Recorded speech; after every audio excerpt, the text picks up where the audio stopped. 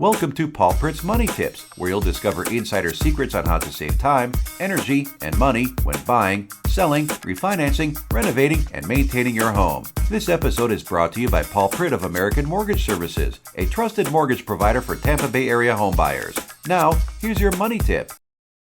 Okay, today we're going to talk about how to keep your kids out of debt.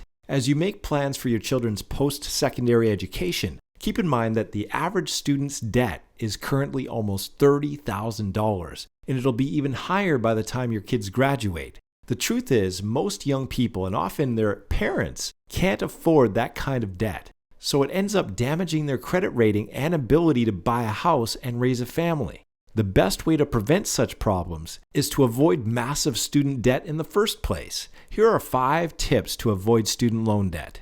Tip number 1. Think return on investment. Choose a program you like, but also focus on what the job prospects are and how much they pay. An expensive degree doesn't make sense if you end up earning minimum wage. Tip number 2. Avoid non-government student loans. Even government loans can lead to major debt problems. But when you get into private loans, the interest rates are usually much higher and there's less repayment flexibility. Tip 3. Apply for every scholarship and grant you can find. Even if your marks weren't fabulous and your parents aren't poor, you may still qualify for aid. Some scholarships are based on volunteerism, community interest, non-academic skills, etc.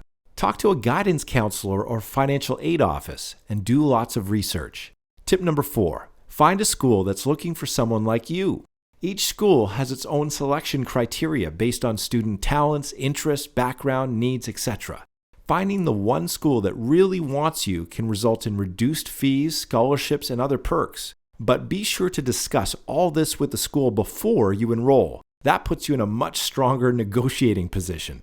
Tip number 5. Smart mortgage strategies. You can also use your mortgage to help fund education. You can free up money for your early retirement contribution by taking advantage of many mortgage lenders' skip a payment feature. Or when the time comes, you can do an equity takeout to cover tuition fees so you end up paying affordable mortgage rates instead of expensive consumer loan rates.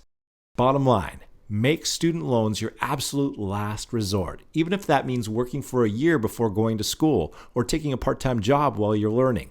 For more information on how to use your home equity to fund your kids' education, call us today.